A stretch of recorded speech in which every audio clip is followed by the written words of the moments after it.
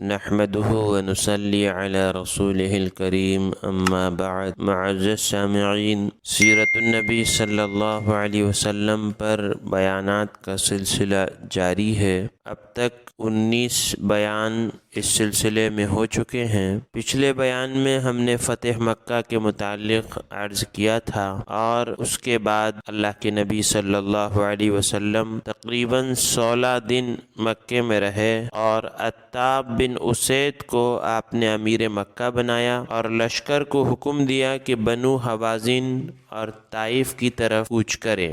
حوازن اور قبیلہ ثقیف جہاں آباد تھے وہ جگہ حنین ہے، اس لیے اس کو غزوہ حنین بھی کہتے ہیں۔ تو فتح مکہ کے بعد یہ قبیلے والوں کو اندیشہ ہوا کہ حضور اکرم صلی اللہ علیہ وسلم کسی بھی وقت حملہ کر سکتے ہیں، تو یہ لوگ تیاری کر کے مقابلے کے لیے آئے، اور تقریباً 20,000 کا ان کا لشکر تھا۔ اور مالک بن عوف جو 24 سال کا نوجوان، وہ اس فوج کا سربراہ تھا۔ حوازن ہی کا ایک آدمی درید جو بہت بوڑھا تھا اور 160 سال کا تھا، نابینا ہو گیا تھا، پلکیں جھک گئی تھیں، اس کو بھی ساتھ میں لے لیے کہ تجربے کار ہے اور تجربے اس سے حاصل کیے جائیں گے، اور اہل و عیال اور مال بھی اپنا ساتھ لے کر آ گئے کہ کہیں ایسا نہ ہو کہ ہم کو شکست ہو جائے اور ہماری عورتیں اور بچے وہاں پر اکیلے رہ جائیں، تو ان کو بھی ساتھ لے لیا کہ جو ہوگا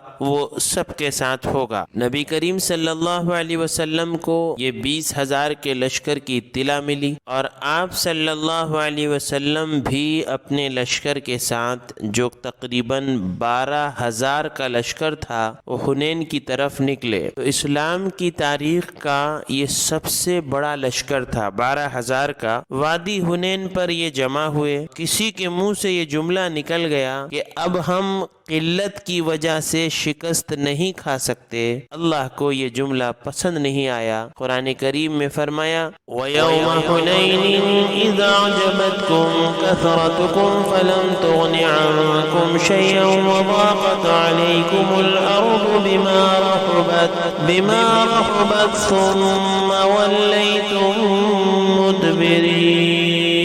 اور حنین کے دن جب تم کو اپنی جماعت کی کثرت پر غرہ تھا تو وہ تمہارے کچھ کام نہیں آئی، اور زمین باوجود فراقی کے تم پر تنگ ہو گئی، اور پھر تم پیٹ پھیر کر پھر گئے۔ تو یہ جملہ اللہ پاک کو پسند نہیں آیا، اس لیے کہ مسلمان کا بھروسہ ہر وقت اللہ ہی پر ہونا چاہیے، حالات چاہے کیسے ہی ہو، کثرت ہو یا قلت ہو، خوف ہو یا امن ہو، حالات مساعد و مددگار ہو یا مخالف ہو، کرنے والی ذات اللہ ہی کی ہے۔ تو اللہ کو یہ جملہ پسند نہیں آیا جس کو قرآن کریم میں اللہ پاک نے بیان فرمایا۔ اللہ کے نبی صلی اللہ علیہ وسلم نے خالد بن ولید رضی اللہ تعالیٰ عنہ کو 200 آدمیوں کے ساتھ آگے بڑھنے کا حکم دیا، اور اہل کفار نے ان پر تیروں کے ساتھ حملہ کر دیا، اور اندھا دھند تیروں کی بارش کر دی گئی، جس کے نتیجے میں یہ سارے کے سارے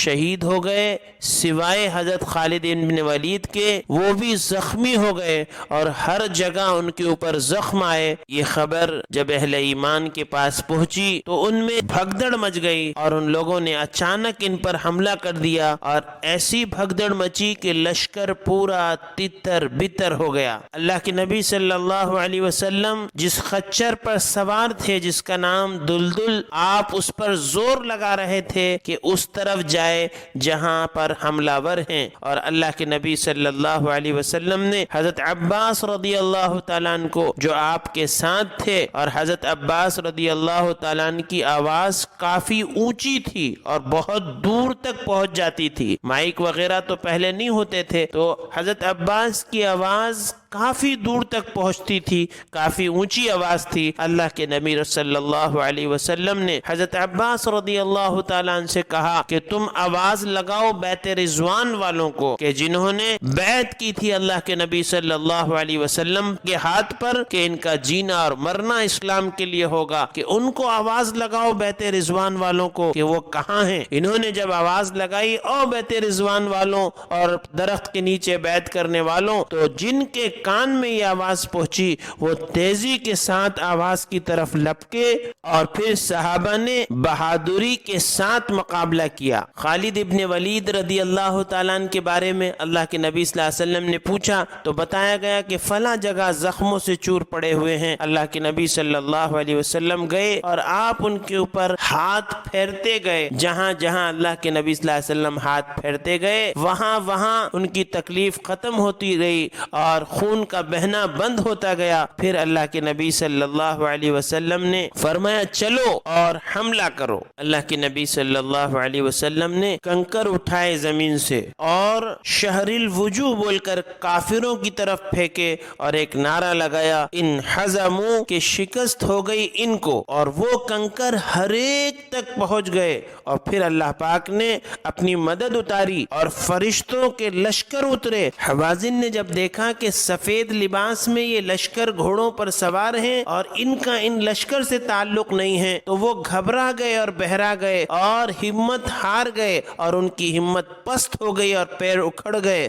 اور انہوں نے بھاگنا شروع کر دیا۔ تو صحابہ نے بھی فرشتوں کے لشکروں کو دیکھا۔ صحابہ کہتے ہیں کہ ہم نے عجیب منظر دیکھے کہ ایک صاحب شیبہ بن عثمان اس نیت سے آئے تھے کہ کچھ بھگدڑ مچے اور مسلمان منتشر ہوں تو یہ موقع پا کر اللہ کے نبی صلی اللہ علیہ وسلم تک پہنچ جائیں اور اللہ کے نبی صلی اللہ علیہ وسلم پر نعوذ باللہ حملہ کریں اور ان کو ختم کر دیں۔ مگر کیا دیکھا انہوں نے کہ اللہ کے نبی صلی اللہ علیہ وسلم اور ان کے درمیان آگ کا ایک شعلہ نظر آیا اور کچھ سوار ایسے نظر آئے جو لشکر کا حصہ نہیں تھے، یعنی فرشتوں کا لشکر۔ حضور اکرم صلی اللہ علیہ وسلم نے ان کو بھانپ لیا اور ان کے ارادے کو سمجھ گئے اور فرمایا شیبہ قریب آؤ۔ میں قریب آیا، آپ نے فرمایا کہ کفر سے توبہ کر لو اور جاؤ کافر سے مقابلہ کرو۔ بہرحال اہل کفار بھاگ کھڑے ہوئے اور چونکہ پہلے ہی میں نے عرض کیا کہ یہ لوگ اس موقع پر اپنا سارا مال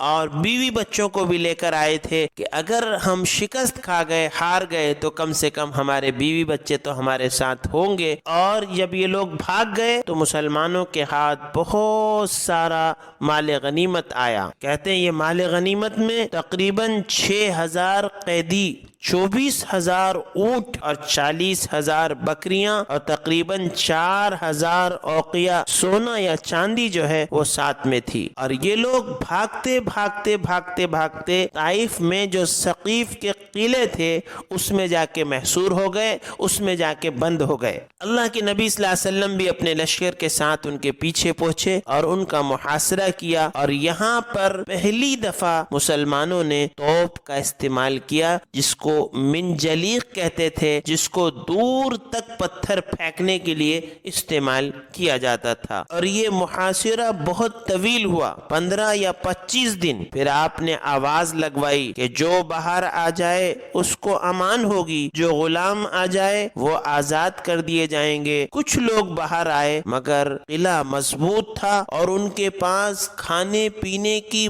بہت ساری مقدار موجود تھی، کافی ذخیرہ ان کے پاس موجود تھا، اس لیے وہ باہر آنے کو تیار نہیں تھے اور قلعہ بہت مضبوط تھا، یہ پتھروں سے بھی ان پر کوئی فرق نہیں پڑ رہا تھا۔ اللہ کے نبی صلی اللہ علیہ وسلم نے اسی درمیان ایک خواب دیکھا کہ دودھ کا پیالہ آپ کو پیش کیا گیا اور کسی مرغے کی ٹکر سے وہ گر گیا۔ آپ نے ابو بکر رضی اللہ تعالیٰ عنہ سے اپنے خواب کو بیان کیا اور انہوں نے یہ تعبیر کی کہ ایسا لگتا ہے کہ اس محاصرے میں ہمیں فتح نہیں ہوگی اور ان کو بھی شکست نہیں ہوگی۔ آپ نے ایک اور صحابی کو بلایا جو جنگی مہارت رکھتے تھے اور پوچھا محاصرہ جاری رکھا جائے یا چھوڑ دیا جائے۔ انہوں نے کہا کہ اگر محاصرہ کیے رہتے ہیں تو آخر ایک نہ ایک دن تو یہ باہر آئیں گے، اور اگر ہم چلے جاتے ہیں تو یہ لوگ ہمیں نقصان پہنچانے کی پوزیشن میں نہیں ہیں۔ ایسا نہیں ہے کہ ہم چلے جائیں گے تو یہ پیچھے سے آ کے ہم پر حملہ کر دیں گے اور ہمیں نقصان پہنچائیں گے، ایسا کوئی اندیشہ نہیں ہے۔ تو اللہ کے نبی صلی اللہ علیہ وسلم نے واپسی کا فیصلہ کیا۔ حضرت عمر رضی اللہ تعالیٰ عنہ آئے اور آ کر اللہ کے نبی صلی اللہ علیہ وسلم سے کہا کہ اللہ کے نبی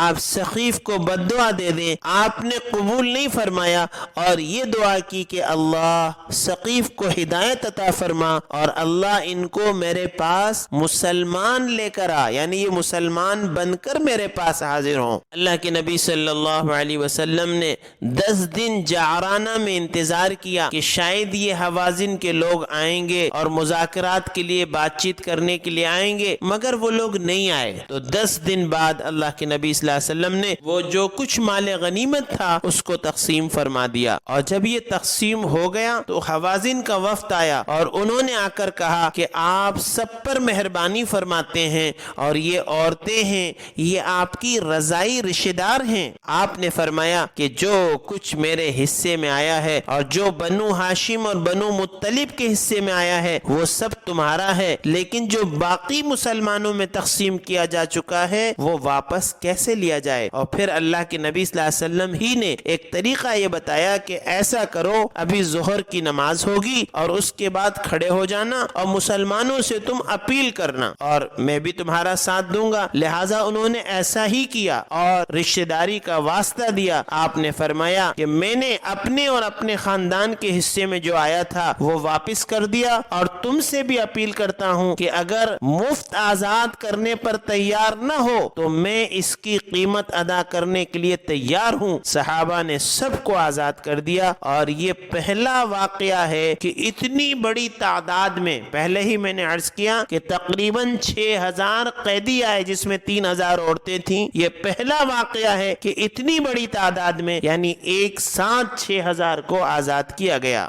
یہ قیدیوں میں حضور اکرم صلی اللہ علیہ وسلم کی رضائی بہن شیمہ بھی ہیں۔ انہوں نے درخواست کی کہ ان کو حضور اکرم صلی اللہ علیہ وسلم کے پاس لے چلو، حضور اکرم صلی اللہ علیہ وسلم سے ملا دو۔ جب شیمہ حضور اکرم صلی اللہ علیہ وسلم کے پاس آئیں تو کہا اللہ کے نبی صلی اللہ علیہ وسلم سے کہ میں آپ کی رضائی بہن ہوں، اور کہا کہ میرے ہاتھوں پر آپ کے دانتوں کا نشان ابھی بھی موجود ہے کہ جو آپ نے مجھے کاٹا تھا۔ تو اللہ کے نبی صلی اللہ علیہ وسلم نے ان کا بڑا اعزاز فرمایا۔ یہ آپ کی دودھ شریک بہن تھی حلیمہ سعدیہ رضی اللہ تعالیٰ عنہ کے پاس، تو اللہ کے نبی صلی اللہ علیہ وسلم نے ان کا بڑا اعزاز اور اکرام فرمایا اور اپنی چادر بچھائی اور بچھا کر اس پر بٹھایا اور فرمایا کہ تمہارا جو دل چاہے وہ لے لو، اور تم چاہے تو میرے ساتھ رہو اور چاہے تو اپنے قبیلے میں چلے جاؤ۔ اور اللہ کے نبی صلی اللہ علیہ وسلم نے حضرت شیمہ کو آزاد کر دیا اور بہت سارا سامان ان کو تحفے میں دیا۔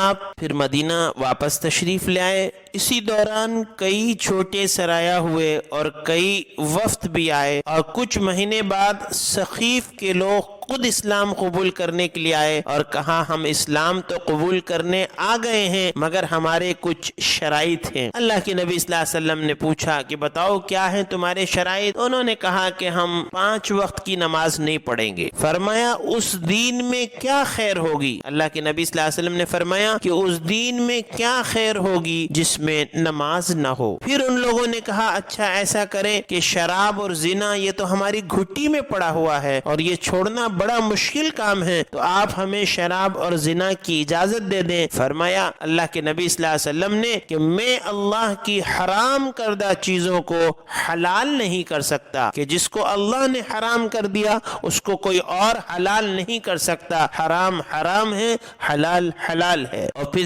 تیسری شرط ان لوگوں نے یہ کہی کہ ان کا جو بت جس کو یہ مانتے تھے لات، کہ اس کو کچھ نہ کہا جائے۔ اللہ کے نبی صلی اللہ علیہ وسلم نے فرمایا کہ نہیں، بت کو تو نہیں چھوڑا جائے گا۔ پھر ان لوگوں نے ایک اور شرط رکھی کہ زکوٰۃ کی وصولی کے لیے کوئی آدمی باہر سے ہماری طرف نہ آئے، بلکہ ہم لوگ خود زکوٰۃ جمع کر کے اکٹھا کر کے جمع کرا دیں گے۔ اللہ کے نبی صلی اللہ علیہ وسلم نے ان کی یہ بات مان لی، اور پھر عمرو بن عاص رضی اللہ تعالیٰ عنہ کو اللہ کے نبی صلی اللہ علیہ وسلم نے ان کے ساتھ روانہ کیا اور کہا کہ وہاں جاؤ اور وہ بت کو توڑ دو اور ان لوگوں سے پھر اسلام پر بیعت لو۔ اب یہ لوگ عمرو بن عاص رضی اللہ تعالیٰ عنہ کو لے کر تو چلے، لیکن راستے میں ان لوگوں نے مشورہ کیا کہ اب یہ بت کو ان کے ربا کو توڑنے تو جا رہے ہیں، لیکن ہم 2 دن تک انتظار کریں گے۔ ظاہر سی بات ہے کہ جب یہ ہمارے خدا کو، بت کو، ربا کو توڑیں گے تو وہ کچھ نہ کچھ تو ریئیکشن کرے گا